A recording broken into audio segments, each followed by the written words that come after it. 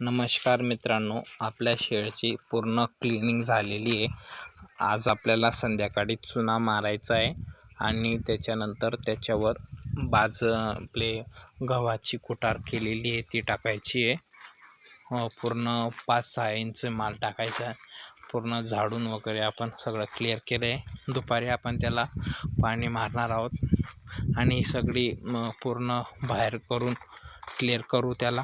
आणि आपण 2 दिवसाच्या आत आपले चिक्स येणार आहेत। मध्ये थोडा प्रॉब्लेम झाल्यामुळे आपलं शक्य झालं नाही। आपली लाईट फिटिंग वगैरे सगळं झालेलं आहे।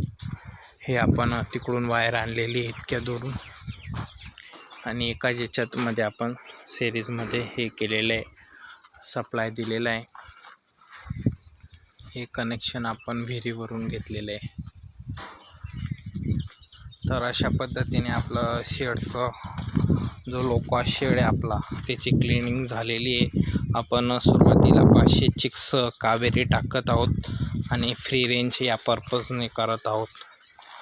तर अशा पद्धतीने आपलं शेड आहे आणि आपण वर ताडपत्री वगैरे टाकून सगळं रेडी केलेले 1000 स्क्वेअर फूट आपला हा शेड आहे। पुढचा स्पेस याप्रमाणे आणि आपला टोटल एरिया फ्री रेंज आहे। अर्ध्या बिघाला आपण टोटल फ्री रेंज केलेले।